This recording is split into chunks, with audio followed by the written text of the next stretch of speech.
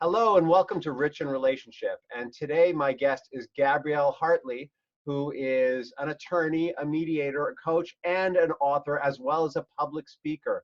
And Gabrielle is kind of a new friend. She's bubbly and vivacious, and you're going to love her. How are you, Gabrielle? I'm good. How are you, Rich?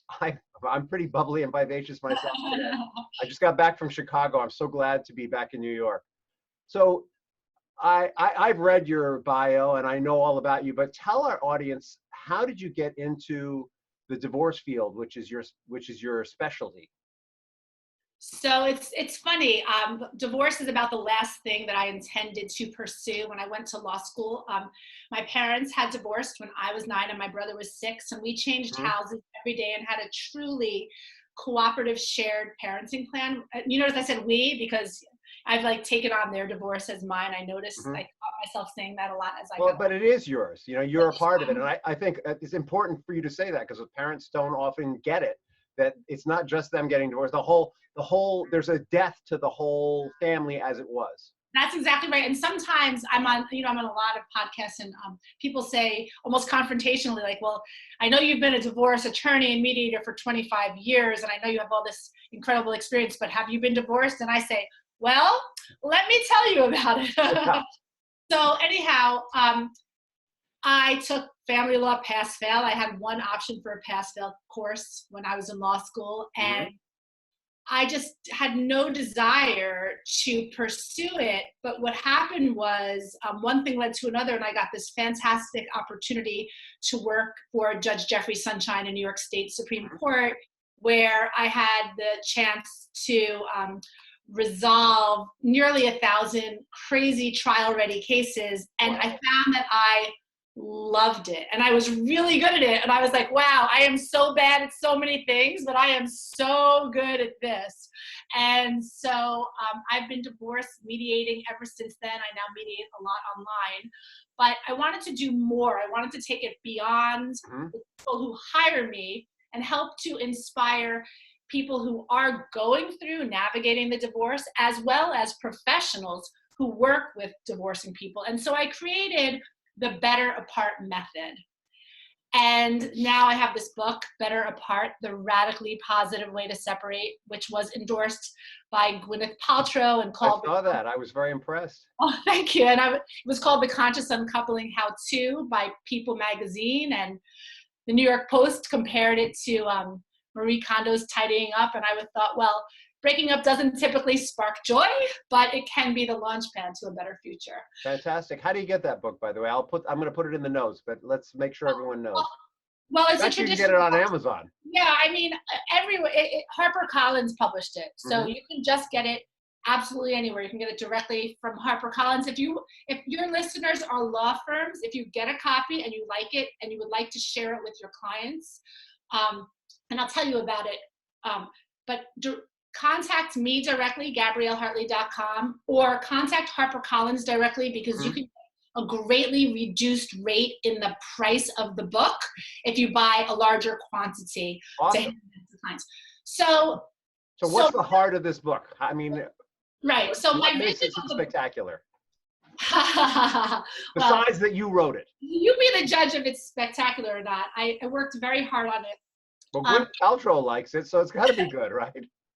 well, that so we'll talk about that later. So, um, basically, I wanted to create something that was a way that people who, no matter how ugly their divorce was, that they had tools to feel strong and to feel whole and grounded through and beyond the process, Hmm. right? So my whole vision was not, oh, people who are mediating will both read this book. I mean, it's great for people who are mediating. I send it to all of my clients, Hmm. but even if you find yourself in horrible litigation, it's a 5-step protocol, which I think connected or resonated a lot with Gwyneth, because she did have that. She was lucky enough to have that sort of separation process. Hmm. But we can't all be Chris Martin and Gwyneth Paltrow, and what do we do about that? And so what Better Apart does, what I've done is I've broken it down into a 5-tiered model, which is patience, respect, peace, clarity, and forgiveness. So I know I don't want to like have everybody's eyes glaze over, but let me briefly tell you what each is about. Okay, so patience is about taking a step back and not getting sucked into the fight. Yeah. And there's lots of tools how to do that. Walking away, deep breathing, affirmations, mantras, all different things that can help you actually physically, mentally make space so that you can start to hear. It sounds like at the heart of patience is trigger management. That's exactly right. Trigger management. I haven't heard that precise term. And so, you know, like I'm a mental health professional, so I use all these terms. So for those of you who don't know, trigger management is about, we all have this part of our brain that's always looking for danger. And the second it sees danger, you know, we're triggered. And often in couples, they're triggering each other all the time because especially when they're getting separated or divorced. So they can be having a conversation that two other people would just be every day and might set one or probably both of them off. And so it sounds like the tools you're offering in patience, mindfulness and that kind of thing, are all around that. That's right. So I call it learning to be responsive rather than reactive. Oh, I love that. Yeah. Responsive rather than reactive. That's perfect. And so for the individual and also for the professional, like the professional training that I do is about how to close your cases with more ease and have a more efficient practice dealing with the most impossible adversaries. Because that's a real thing. But anyway, so patience. Respect is all about creating stronger boundaries. It's about so it's not just respect for others, it's respect for self. It's first and foremost respect for yourself, right? Yeah. So it's recognizing that not everybody can be there maybe for you when you're going through the divorce. It doesn't mean that they're bad. It doesn't mean they weren't your friend. It just means maybe you have to shelve this relationship for a period of time, and then you can come back to it when you're no longer during this crisis mode. It's about learning how not to catastrophize versus how not to marginalize, and the space in between, right? So we have patience, respect. The next one is peace. Peace is, yeah, exactly. It's not about rainbows and fairies and unicorns on fluffy clouds. I have a really nice slide about that. I like a good unicorn, but, but not now. And what it's really about is recognizing the neutral. It's about noticing the meh.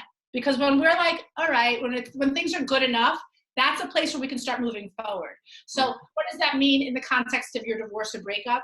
It means verbally articulating when things are just okay. People need to hear 8 to 12 positives for every negative. And if we want any forward movement, you need to really make a concerted effort to verbalize positive observations. Hey, thanks for being on time. Now, like, why are you thanking for somebody to be on time? They're supposed to be on time. But still, that as long as you don't say it like, oh, thanks for being on time. Yeah. Right. But if you say, hey, thanks for being on time, you know, great job. But don't say it in a condescending way, right? And similarly, if you're a divorce professional and you're at the table with an impossible adversary who just won't let you close the deal, reflect the points of agreement, because that person is going to hear you reflecting back the positive things, and they're going to process that as something positive. And while you may not completely turn them around in a moment, little by little, you can start inching the process more. Makes perfect sense. You're refocusing them on what's been agreed upon already, the small victories you've already had. And so it gets them off of whatever negative track their mind may have slipped off on. I love that. Precisely. And then so we've done patience, respect, peace. Clarity is all about getting clear. So that's separating wants from needs. It's also getting clear on where are my boundaries being checked? You know, how am I responding? How am I reacting? This whole better apart method is an iterative practice, right? So it's not like, oh, well, I want the house, I want the this, I want the that. It's also getting clear on what are my positions versus how do I feel? What are the emotions beneath the positions, right? Because when we know the emotions of our ex, or if we're the professional, if we hear in the colloquy in this conversation about what what's the underpinning of the stated position of like, I want the house. Well, what does I want the house mean? It might mean I want to make sure I have a stable place to live. I want to make sure that I'm not perceived as a loser, whatever it is. So the position would be, I want the house. And what you're separating out are the reasons why. The reasons and the emotional underpinnings, because when we can start to actively listen, as you can tell, I talk a lot, but I can actually. You know what? That's great for a podcast. Keep going. It's really easy. No, and so getting really clear allows us to start to give more of what the other person wants. Yeah. When we give more of what the other person wants, magically more of what we want. It's not really magic, but you can probably. What I'm hearing you say is once we get clear that the house is really about safety, security, or how it, image or whatever it is, that then the house becomes less important, and you can negotiate the house without giving up what's really important to you. And I know that a lot of couples report that when they go when they get divorced, or even when they go to couples counseling, very often they feel like they're compromising some key value, and this is separating out the values from the material so that it's easier to negotiate.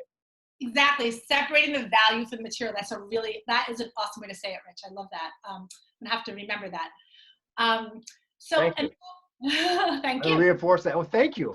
I appreciate You're that. So smart. Yeah. So then the last of the 5 pieces that the Better Part method itself has, and we can talk about the application in a second, is forgiveness. Now, forgiveness is a really important topic. It's important. It's so important, but I'm going to talk about forgiving yourself. Because holding on to anger is like drinking poison and expecting the other person to die. Yes, I've heard this expression. Yeah, I didn't make it up, and I actually did quite a bit of research to see who did make it up, but it is of unknown origin. Yes. Officially of unknown origin, right? Yes. And so, when we're hurt, when something bad has happened, being angry does serve a protective feature. There's value to it in the beginning, but you meet people who have been holding on to anger for 5 years, 10 years, 20 years, 40 years, their whole life. They're still angry that they were somehow taken advantage of, misused, abused, something went awry, and that becomes their internal narrative. And the whole point of the Better Part method on a really macro level is to help the reader recognize that you have internal agency to powerfully change your narrative one moment at a time, one story at a time. I love it. So the book for the end reader, and you can access the key points of the book also online. I have a masterclass on my website, which comes with a complimentary conversation with me one-to-one to navigate your own personal needs. And it's actually a really. I saw the price for it, and it's an incredible value, because one-to-one time with Gabrielle is not cheap. I think the course is actually less than if you actually hired Gabrielle. I don't think people notice that the course is there enough. It's almost funny. Like sometimes people call me and I'm like, if you just got the course, you would have just saved a chunk of money. But anyway, that's a whole other podcast. So, so what I really spent a lot of time doing for the end user, which I hope is really helpful to your listeners and to the reader, is I go through parenting, approaches to divorce, financial agreements and arrangements, and not only do we go through like what finances do you have to pay attention, what's the difference between assets, debts, income, expenses, right? Then we take those things and then we look at them through the lens of patience, peace, respect, clarity, and forgiveness. So it's all integrated. I do the same thing with parenting. I talk about shared parenting, sole custody, 8 considerations for parenting plans, what parenting plans can look like, what matters, what doesn't matter. There's this whole, a lot of people are very, very focused on not having too many transitions for the child. Well, I push back even to judges who say, oh, you don't want the kid ping-ponging. Well, I say, why can't we look at it like flowing, right? We're flowing between the 2 houses. The issue is not the transition. The issue is the conflict. We need to stop the fighting. And we as divorce professionals, I believe, have a very big responsibility here that I think needs to be taken very seriously. Mm-hmm. That is not to say there's no place for litigation. There are people who are dealing with impossible true narcissists, not the one that's like thrown around, oh, you know, he's a narcissist, but true narcissists. Everyone's a narcissist when you're getting divorced, I've noticed. That's right, right. Obsessive compulsive narcissistic personality disorder. When I worked for the judge, I saw that, like, you know, these $10,000 evaluations would come in, and I would, you know, touch the top of it and say, let me guess, the person came back as, you know, and it was kind of comical. Well, maybe it's only narcissists that are being divorced, so it could be that. Or half of everybody, right, divorced. Half the population is narcissists. So, and then I also go through the different methods of getting divorced. I explain what is collaborative, what is collaborative with a small c versus a large c. Can we go to mediation even when we're litigating? What is mediation? What is attorney-assisted mediation? And I go through all of that. I now personally offer mediation all over the country. And, you know, I only speak English, but I can do it all over the world. I've done it in Australia already and in England already. Online divorce mediation. That is not law. That is literally mediation. Putting your children first and making sure everybody is as financially secure or set to be secure as possible, given the facts and circumstances of your case. So yeah, so the Better Part method is really strong, and it's a lot of fun. I'm having a great time. I've been talking, you know, on podcasts all over the world and all over the country. But fantastic. It sounds actually like an amazing system. I mean, all the core qualities that you would need to let go of your own stuff and to start to focus outward is there. It's really, really, I'm going to read the book, I promise. Scout's Honor. And I talk a lot about letting go of blame. And you and I were speaking right before we were recording. I talk about, in clarity, letting go of the blame and becoming your own active visionary, because it's so much more fun. It's easier to focus on the blame, but it's more fun to focus on, well, what do I want? Where do I go from here? We're here now, and this might suck. Yeah, no, I do. Not say suck on your podcast, but I do that. I do a divorce proof your kids program for divorcing parents, and the starting point is exactly what you're talking about. If as a parent we can't get off of blaming the other parent, we can't really focus forward. Not that the other parent isn't wrong, not that they haven't done bad things, but hanging out in that blame and anger, it's not a starting point for building a future.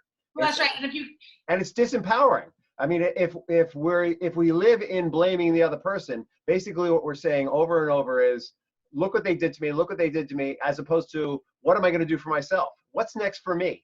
You know, and they may have done those things, but that's not the point. The point is, when we're driving the car, if we're looking over here, the car goes over here. That's right. That's the whole problem with that. So we only have a limited amount of mental energy, right? And where we put our energy is where our energy flows. So we want to be mindful of noticing our thoughts. And when our thoughts are going into that, you know, negative place, like you just said, driving the car in that blame place or spinning in that negative loop, we need to actively reorient ourselves. And so Better Part also it's very rich in mindfulness practice. There's a lot of mantra work. There's a lot of journaling. It's beyond the scope of this podcast, but I really encourage your listeners to, you know, jump on the masterclass and activate your conversation with me. All you have to do is you purchase the masterclass and then just send me a message or an email, and we schedule right away your one-to-one. And journaling and mindfulness are all great resilience building practices. I mean, these are the things that help us bounce back in life. I love it. I love what you're doing with both with professionals and with people actually getting divorced. I love that you're both helping professionals learn how to manage themselves with other professionals, and also they can bring that to their clients. And I love that you're working directly with people in the divorce community. That's really sweet. I have a couple of questions for you before we wrap up. Okay. Sorry. Go ahead. You have one more. If you go first. No, me. No, you. No, me. So the other thing is, for professionals, it's also for them, self-care. Yeah. And lawyers especially need self-care. And I don't just train lawyers, I train CDFAs, Mm-hmm. therapists who are very rich in this. They seem to enjoy it. I think it's maybe reinforcing a lot of things that maybe they learned in a different context in school or with their clients, and as well as coaches and other divorce professionals. Okay, I'm sorry for interrupting. No, I can imagine, because I think inevitably what happens in any profession is, as we walk into it, hopefully we walk into it with passion for what we do, like yourself and myself. And as we start scaling and getting busy, we were actually talking about this a little bit before the call, then our self-care practices and our resilience practices start to either dribble down, or maybe we just stop doing them. And That's right. and so I could see how what you have would be so vital, especially for successful professionals who are just like, oh my God, I've got so many balls in the air, and if I stop, they're all going to drop. It's sort of vital that we give ourselves that space, and the practices that you're encouraging are right on. Thank you. Okay, I know you had questions. Yeah, so this is my question. So what is, if we were, God forbid, at your funeral, oh God, but we all have them, right? It's going to happen to everybody. It's inevitable, that death and taxes. What is the legacy you would want to leave behind? What is it that you'd like people to be saying about you, besides, oh, she looks so good? The ship sailed for me on that one, but you could still, you're still there. I have an uncle who's like a world-renowned surface science physicist, and he has been asking me this question my whole life, like, what's the footprint you want to leave? And I always sort of push back that, like, really what I want is to be remembered for being a really good friend, a really good family member, a really loyal person, that had strong core values and that made people around me, feel loved and supported. So it's really a personal kind of thing, what I want to be remembered for. Professionally, I would like to, I always say, like, sort of be the Gloria Steinem of the positive divorce movement. I want to be an important change maker in shifting the global conversation of what divorce means, so the legacy of the children can turn into something that's at least neutral, if not positive. Fantastic. That is really fantastic. Yeah, neutral if not positive. My experience so far is that anything can be a positive, but it may not feel like it while you're in the middle of it. That is so right. Amen. Word. Yeah. All right. Well, we're pretty much out of time. So you've already given us your contact information. Is there anything else we need to know to learn from you, to be in touch with you? You can follow me on Instagram at Better Apart, or at Gabrielle_Hartley_ESQ. You'll put that in your show notes. And if you just go to GabrielleHartley.com, you can see all of my offerings. If you search around a little, you'll see I have a weekly blog where I have lots of wonderful guests. I'd like to invite you to be a guest writer. Thank you. I had celebrity lawyer Laura Wasser wrote this week's, and Tracy put a very interesting piece in. And basically, go to GabrielleHartley.com. You can find absolutely everything there. I am offering the certification class live just about monthly. I'm trying to do it. I've got one coming up on March 23rd and March 30th. And in April, I'm going to do it as a one-shot on April 30th. And I do have financial aid for that if the pricing is a problem. My master class comes with a complimentary one-to-one with me, and you can find that all there.